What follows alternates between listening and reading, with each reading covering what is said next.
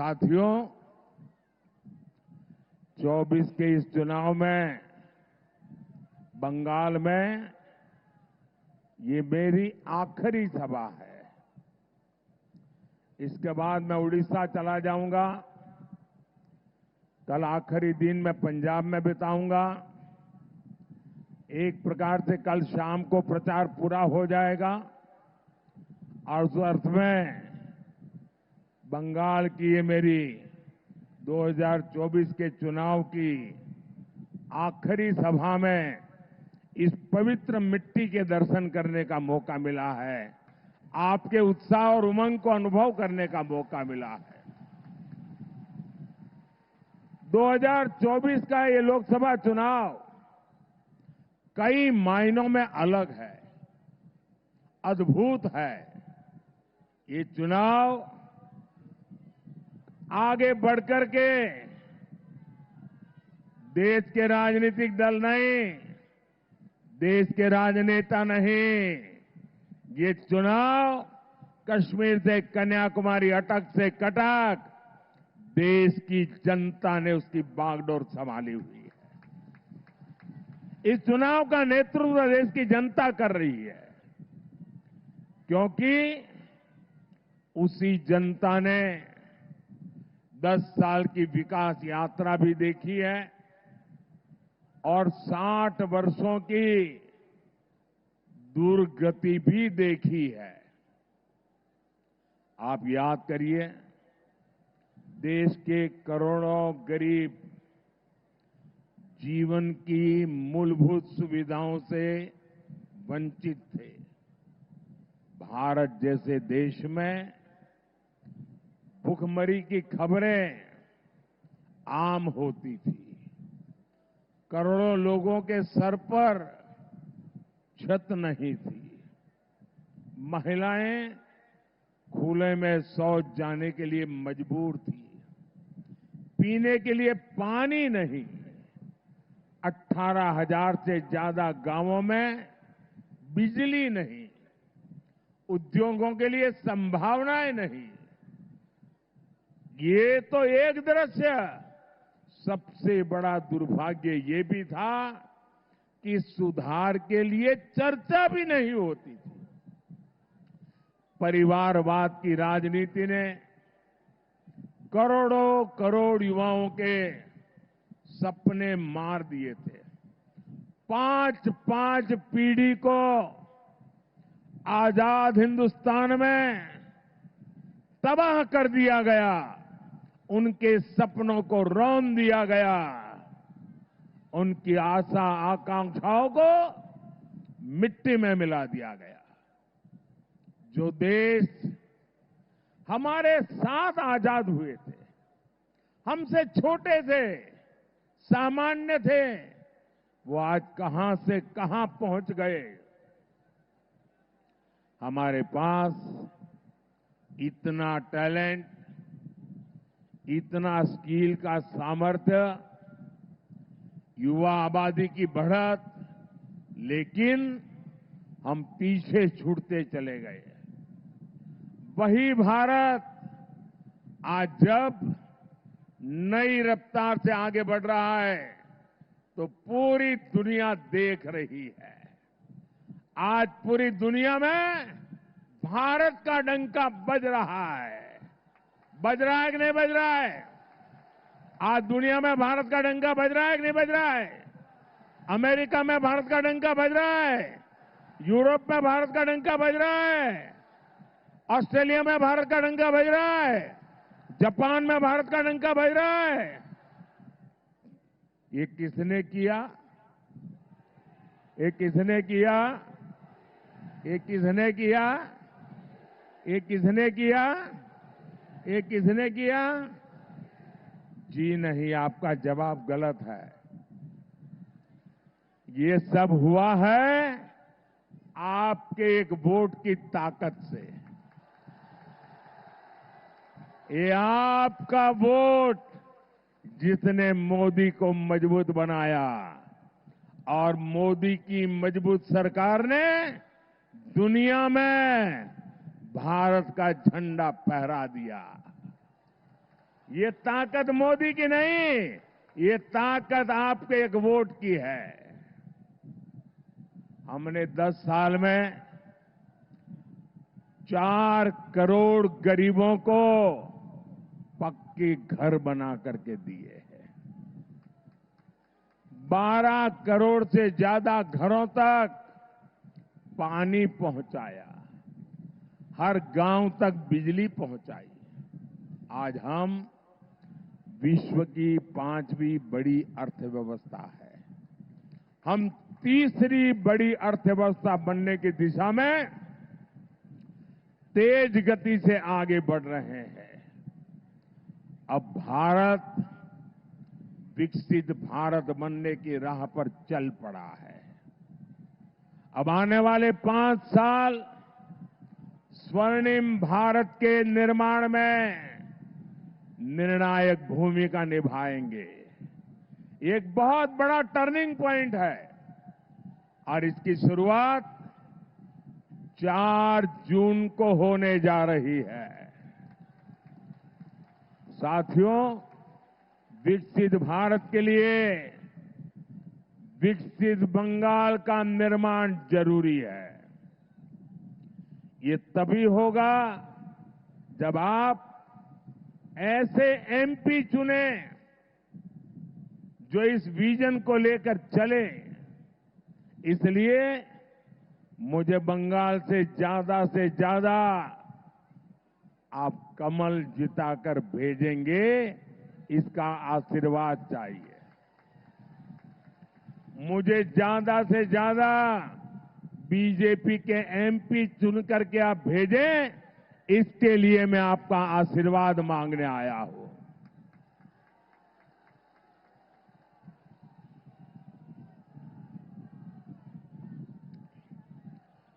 मैं आपको भरोसा देता हूं, मैं आपको गारंटी देता हूं, मैं विकसित बंगाल बनाने के लिए पूरी ताकत लगा दूंगा। साथियों, टीएमसी और इंडी जमात वाले बंगाल को विपरीत दिशा में लेकर जा रहे हैं। बीजेपी पर बंगाल के लोगों का प्यार टीएमसी को बर्दाश्त नहीं हो रहा है। इसलिए टीएमसी बुरी तरह बौखलाई हुई है।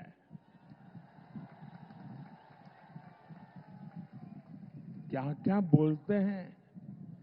बंगाल के प्रति नफरत से भरी हुई टीएमसी के पास एक ही हथियार बचा है, एक ही हथियार बचा है, एटा होते देवो ना। एक ही हथियार, एटा होते देवो ना। विकास के जो काम मोदी करता है, टीएमसी कहती है एटा होते देवो ना। एटा एटा जरा जोर से बोलिए, एटा। हमने महिलाओं की सुरक्षा के लिए हेल्पलाइन बनाई। टीएमसी कहती है एटा एटा होते देवो ना। एटा होते देवो ना। हम देश की हर महिला को उज्ज्वला सिलेंडर दे रहे हैं।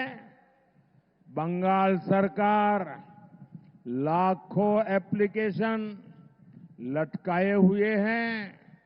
टीएमसी का कहना है एटा एटा होते देवो ना।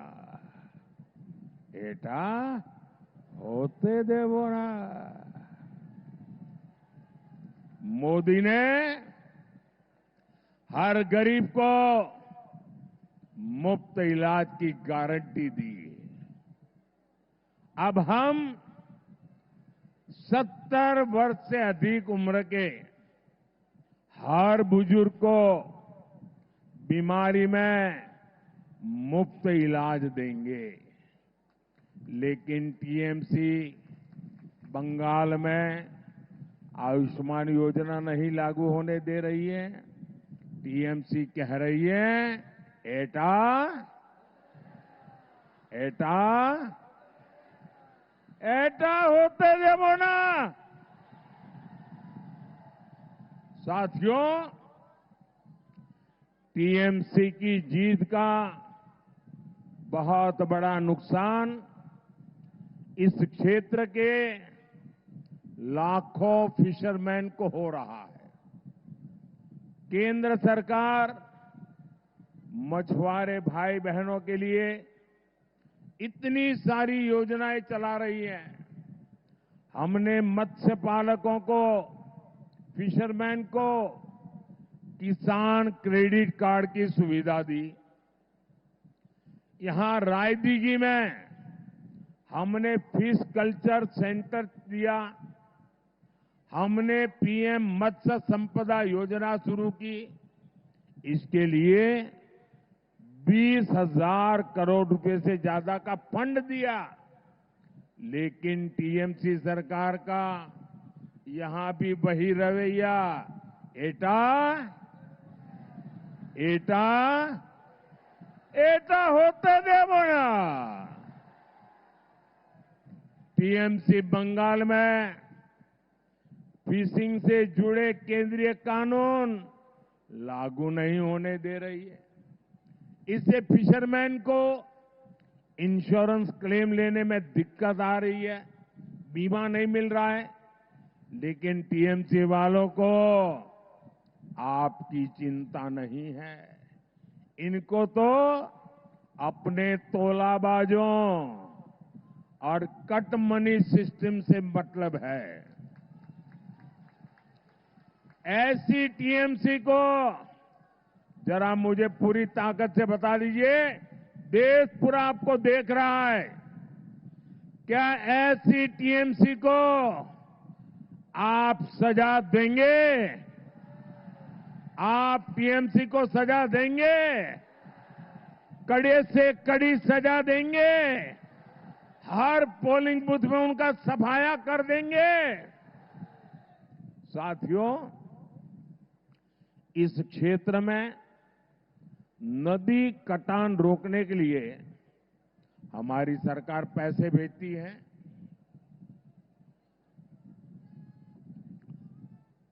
वो पैसा टीएमसी खा गई। इनका एक ही एजेंडा है, इनको हर चीज में काटमानी चाहिए। इनको तो काटमानी चाहिए।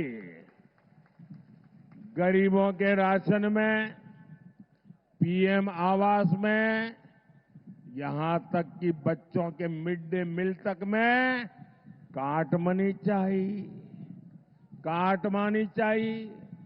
साथियों, टीएमसी बंगाल के लोगों से इतनी चिढ़ी हुई है, टीएमसी बंगाल की पहचान को खत्म करने में लगी है। ये बंगाल के मठों को, साधु संतों तक को नहीं छोड़ रही। टीएमसी, इस्कॉन, रामकृष्ण मठ और भारत सेवाश्रम संघ जैसी संस्थाओं को गाली दे रही है। इसके गुंडे मठ पर हमला कर रहे हैं। राम मंदिर 500 साल बाद अयोध्या में प्रभु राम का मंदिर बना।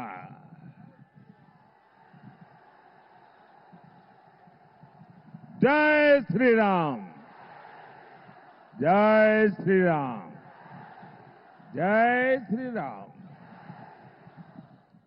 राम मंदिर हमारी आस्था का केंद्र है।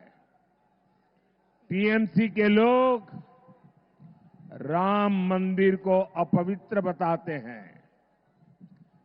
ऐसी टीएमसी कभी भी बंगाल की संस्कृति की रक्षा नहीं कर सकती। भाइयों और बहनों, अब तो टीएमसी सरकार तुष्टीकरण के लिए देश के संविधान पर भी खुलकर हमला करने लगी है। हमारे संविधान ने दलितों, पिछड़ों को आरक्षण दिया है, लेकिन बंगाल में उस आरक्षण की खुली लूट हो रही है। मुसलमानों के फर्जी ओबीसी सर्टिफिकेट बनाए जा रहे हैं। ओबीसी समाज का हक छीनकर मुसलमानों को दिया जा रहा है। कोलकाता हाईकोर्ट ने ये फर्जी सर्टिफिकेट रद्द कर दिए। टीएमसी हाईकोर्ट का आदेश टाल नहीं सकती, लेकिन मुसलमानों में झूठ बोल रही है, भ्रम फैला रही है। आप कल्पना करिए, तुष्टीकरण के लिए ये लोग किस सीमा तक जाने को तैयार है। 1 जून को आपका एक वोट इन खतरनाक इरादों को रोकेगा। हम सुरक्षित और विकसित बंगाल की नई यात्रा शुरू करेंगे। साथियों, आज बंगाल के युवाओं को मिलने वाले अवसर ये घुसपैठिए छीन रहे हैं। आपकी जमीन जायदाद पर वो लोग कब्जा कर रहे हैं। पूरा देश चिंतित है। बंगाल के सीमावर्ती इलाकों में डेमोग्राफी बदली गई है। इन लोगों ने सीएए का इतना विरोध क्यों किया? सीएए को लेकर इतना झूठ क्यों बोला? इतना झूठ क्यों फैला रहे हैं? लेकिन बंगाल में इन्हें अवैध घुसपैठियों को बचाना है। जो हिंदू शरणार्थी है, जो मतुआ समाज के लोग हैं, टीएमसी उन्हें यहां नहीं रहने देना चाहती। लेकिन आप चिंता मत करिए। 4 जून के बाद टीएमसी के इन सारे हथकंडों की हवा निकलने जा रही है।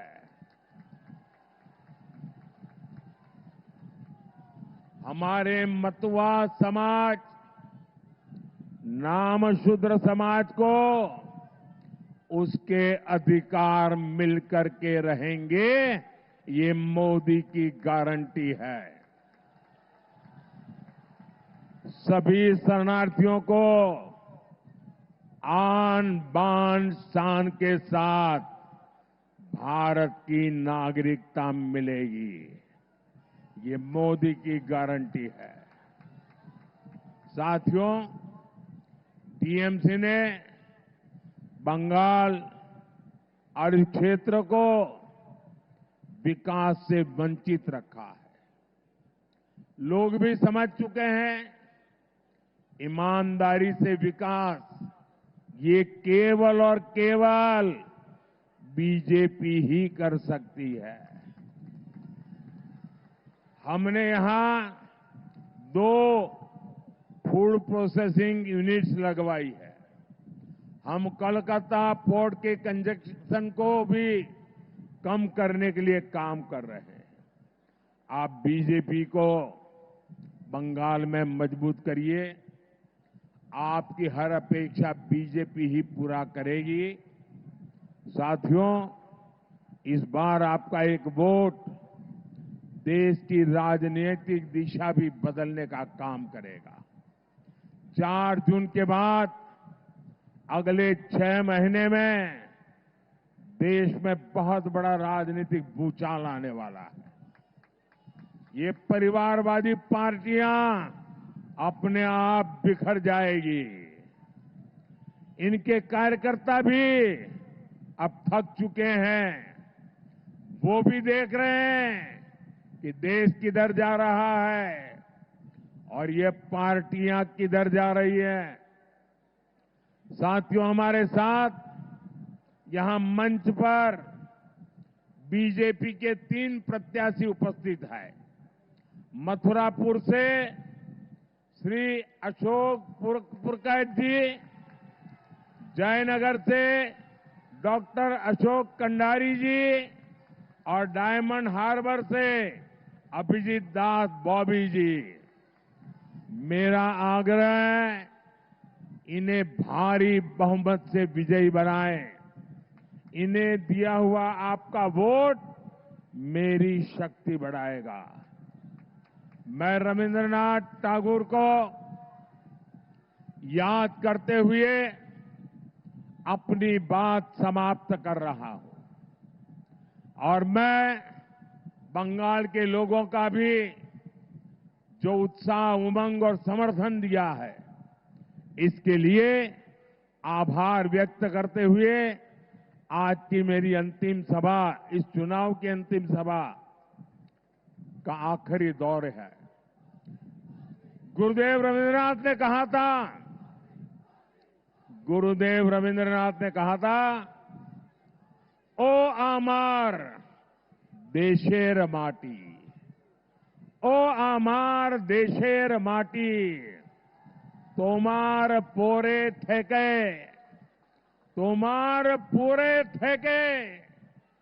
माथा तो माते विश्व मोइर, माथा तो माते विश्व मोइर, तो माते विश्व मोइर, तो माते विश्व मोइर, आंचल पाता ओगो मां, तोमार कोले जनोम अमार, तोमार कोले जनोम अमार, मरोन तोमार बुके, तोमार पोरे खेला, अमार दुखे सुखे, अमार दुखे सुखे।